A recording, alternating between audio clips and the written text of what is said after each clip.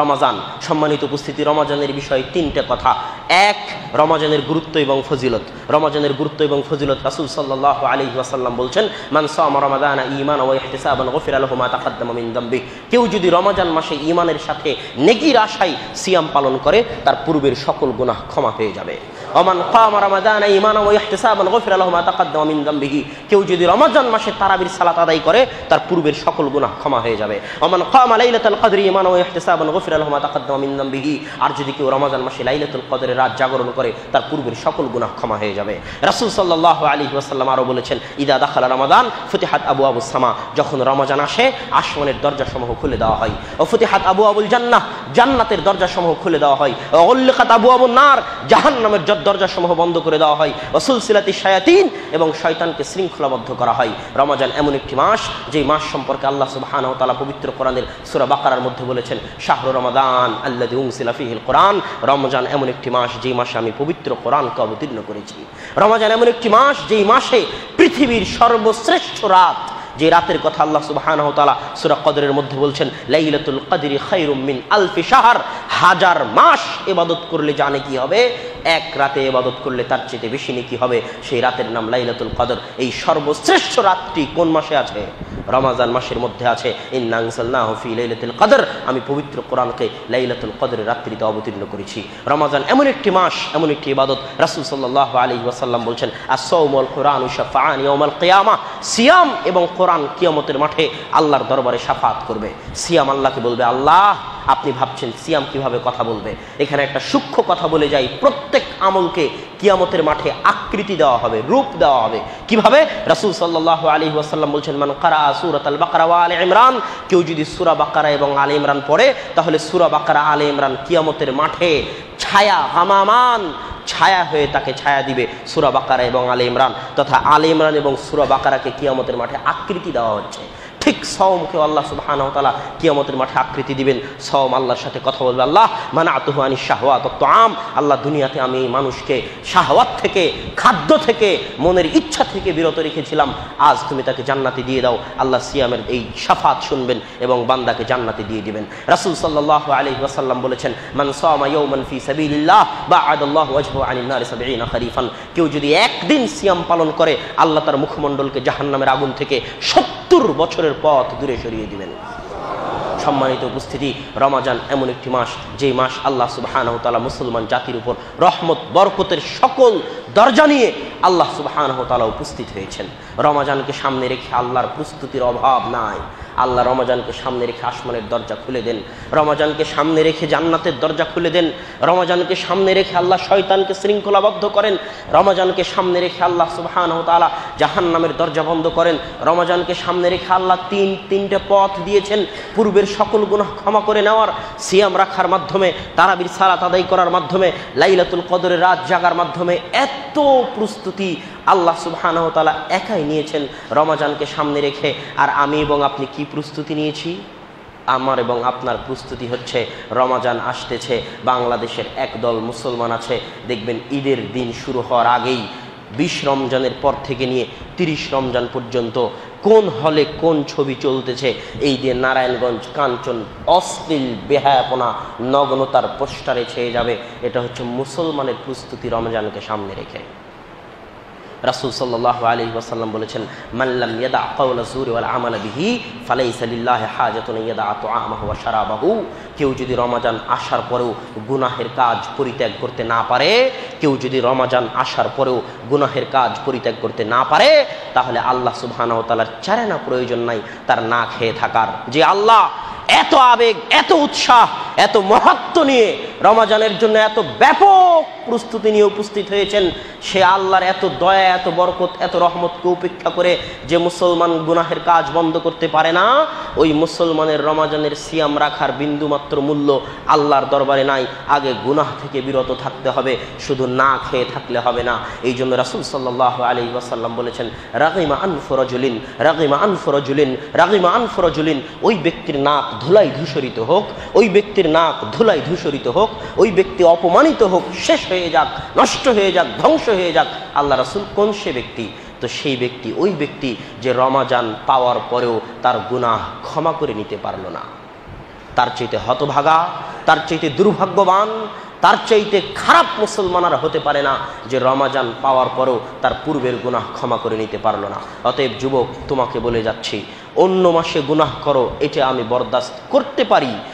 গুনাহ করতেছ, তুমি আল্লাহর কাছে সেই গুনাহের ক্ষমা নিয়ে নিতে পারো, কিন্তু আমি মুসলমান, আমার দেহে এক ফোঁটা রক্ত থাকা পর্যন্ত, আমার হৃদয়ে বিন্দুমাত্র ঈমান থাকা পর্যন্ত, আমি যদি মুসলিম মায়ের দুধ খেয়ে থাকি, মুসলিম বাপের রক্ত যদি আমার শরীরে থাকে, তাহলে আমি এটা বরদাস্ত করব না যে রমাজান মাসে কেউ প্রকাশ্যে গুনাহ করবে।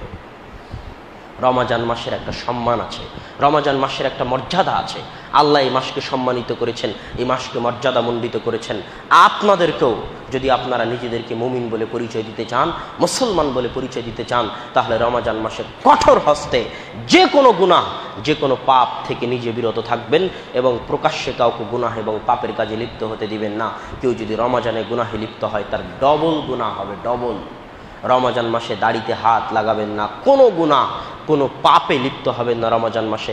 আল্লাহ রমাজানকে মূল্যায়ন করেছেন, আপনিও রমাজানকে মূল্যায়ন করার চেষ্টা করুন। আল্লাহ সুবহানাহু ওয়া তাআলা আমাদের সেই তৌফিক দান করুক, আল্লাহুম্মা আমিন। রমাজান সংক্রান্ত গুরুত্বপূর্ণ মাসালা, বক্তব্যের দ্বিতীয় অংশ। রমাজান সংক্রান্ত গুরুত্বপূর্ণ মাসালা, কাজা, কাফফারা, ফিদিয়া। কখন কোনটা দিবেন? আমাদের সমাজে খুব বিভ্রান্তি লেগে যায়, কখন কাজা দিব, কখন ফিদিয়া, কখন কাফফারা। কাফফারা কি জিনিস আগে তিনটে বুঝি। কাফফারা হচ্ছে একটা সিয়াম যদি ছুটে যায়, তাহলে সেই সিয়ামের বদৌলতে টানা 60 দিন 2 মাস, টানা 60 দিন 2 মাস সিয়াম পালন করার নাম হচ্ছে কাফফারা। একটা সিয়ামের কাফফারা টানা 60 দিন 2 মাস। যদি কেউ টানা 60 দিন 2 মাস সিয়াম না রাখতে পারে, তাহলে গোলাম আজাদ করে দিবে, মুক্ত করে দিবে। যদি গোলাম আজাদ মুক্ত করতে না পারে, তাহলে 60 জন মিসকিনকে খাওয়াবে। এটা একটা সিয়ামের কাফফারা। কাফফারা কখন দিতে হয়? কাফফারা শুধু একটি ক্ষেত্রে দিতে হয়, যখন কোনো মুসলমান দিনের বেলা সিয়াম অবস্থায় তার স্ত্রীর সাথে সহবাস বা মিলনে লিপ্ত হয়, তখন তার উপর কাফফারা ওয়াজিব এবং ফরজ হয়ে যায়।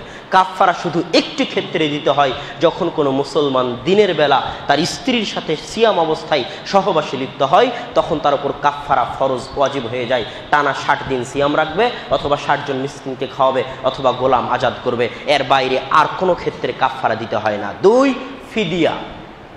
ফিদিয়া মানে হচ্ছে প্রত্যেক সিয়ামের বদৌলতে একজন মিসকিন বা ফকিরকে খাওয়ানো। প্রত্যেক দিন সিয়ামের বদৌলতে, 30 দিন সিয়ামের বদৌলতে 30 দিন একজন ফকির মিসকিনকে খাওয়ানোর নাম ফিদিয়া দেওয়া। ফিদিয়া কখন দিতে হয়? ফিদিয়া 2 অবস্থায় দিতে হয়। 1, অতি বৃদ্ধ এবং বার্ধক্যের কারণে সিয়াম রাখতে পারতেছে না, অতি বৃদ্ধ এবং বার্ধক্যের কারণে সিয়াম রাখতে পারতেছে না, সে প্রতিদিন একটা মিসকিনকে খাবার দিবে, এটা ফিদিয়া। 2, যে চিরস্থায়ী রোগী, তার রোগ থেকে মুক্ত হওয়ার কোনো আশা নেই, চিরস্থায়ী রোগী, কোনো দিন ভালো হওয়ার আশা নেই, সে ফিদিয়া দিবে। এই 2টা ব্যতীত আর কোনো ক্ষেত্রে ফিদিয়া দেওয়ার নিয়ম নাই।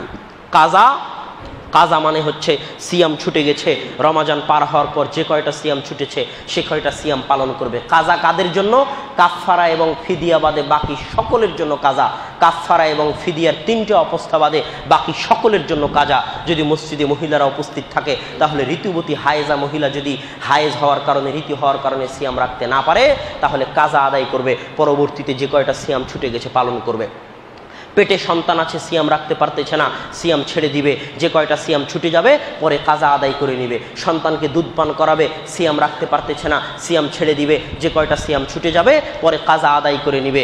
এইভাবে যত আর বাকি অবস্থা আছে, সামান্য অসুস্থ, সফর করতে চাচ্ছে, সফরের অবস্থায় আছে, তার সিয়াম ছুটে গেলে সে পরবর্তীতে কাজা আদায় করে নিবে। তবে আরও একটি অবস্থা আছে যেটা মনে রাখা জরুরি, সেটা হচ্ছে গর্ভবতী, দুগ্ধদানকারিণী, ঋতুবতী, অসুস্থ, মুসাফির, তাদের জন্য তো আল্লাহ ছাড় দিয়েছে যে তুমি চাইলে সিয়াম ছাড়তে পারো, তুমি চাইলে সিয়াম ছাড়তে পারো, তুমি সিয়াম রাখিও না, তুমি সিয়াম ছেড়ে দাও, পরে কাজা আদায় করে নিও। এটা তো আল্লাহর দেওয়া ছাড়।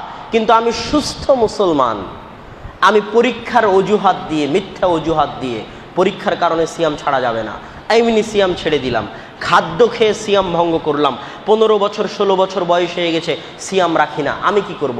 আমার জন্য 2টা কাজ।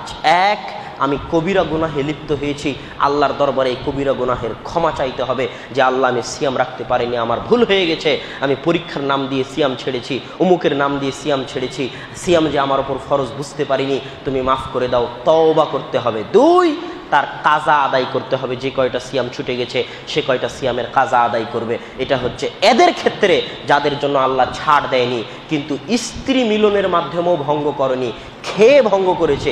স্ত্রী মিলনের মাধ্যমে ভঙ্গ করলে তো কাফারা, খেয়ে ভঙ্গ করেছে সিয়াম, কিন্তু ফরজ, কোনো অজুহাত নাই, কোনো ওজর নাই, সে কবিরা গুনাহগার, সে আল্লাহর দরবারে তওবা করবে এবং তার সিয়ামের কাজা আদায় করবে। সিয়াম সংক্রান্ত সবচেয়ে গুরুত্বপূর্ণ মাসালা ছিল এটি। এর সাথে আর 2-1টি মাসালা বলে সিয়ামের আলোচনার শেষের দিকে যাওয়ার চেষ্টা করব ইনশাআল্লাহ। আরও একটি গুরুত্বপূর্ণ মাসালা হচ্ছে যে আপনি তারাবির সালাত কয় রাকাত আদায় করবেন। এই বিষয়ে আমাদের দেশে বহু বিতর্ক হয়। আমি একটি হাদিসের সূক্ষ্ম দিক আপনাদেরকে বলে যাব। ওই সূক্ষ্ম দিক যদি মাথায় থাকে তাহলে আপনার সামনে আর কোনোদিন অভিযোগ আসবে না। সেই সূক্ষ্ম দিকটা কি? আয়েশা রাদিয়াল্লাহু তাআলা আনহা বলছেন, লা ইয়াসিদুন নবিয়্যু সাল্লাল্লাহু আলাইহি ওয়াসাল্লাম 11 রাকাতিন ফি রমাদান ওয়ালা ফি গায়রিহি। আল্লাহর রাসূল রমাজান এবং রমাজানের বাইরে 11 রাকাতের বেশি রাতের সালাত আদায় করতেন না। এই হাদিস আপনি বহু শুনেছেন, কিন্তু আমি আপনাকে এই হাদিসের একটা সূক্ষ্ম দিক বলে যেতে চাই। সেটা কি? আয়েশা রাদিয়াল্লাহু তাআলা আনহা চাইলে এটা বলতে পারতেন যে আল্লাহর রাসূল 11 রাকাতের কম আদায় করতেন না। কথা মনে হয় বুঝাতে পারছি না। আয়েশা রাদিয়াল্লাহু তাআলা আনহা চাইলে বলতে পারতেন যে আল্লাহর রাসূল 11 রাকাতের কম আদায় করতেন না, সর্বনিম্ন 11 রাকাত আদায় করতেন, আর বেশি যত ইচ্ছা আদায় করতেন। আয়েশা রাদিয়াল্লাহু তাআলা আনহা চাইলে এটাও বলতে পারতেন যে আল্লাহ রাসূল 11 রাকাত আদায় করতেন। এই 2টা বাক্য বলতে পারতেন, কিন্তু এই 2টা বাক্য তিনি না বলে তিনি কি বলছেন? লা ইয়াজিদু, আল্লাহ রাসূল 11 রাকাতের বেশি আদায় করতেন না। এই বাক্যের এই সূক্ষ্ম দিকটার প্রতি যদি কেউ মনোযোগ দেয় আর তার অন্তরে ঈমান থাকে, তাহলে তার সামনে আর কোনো কিছু বাঁধবে না।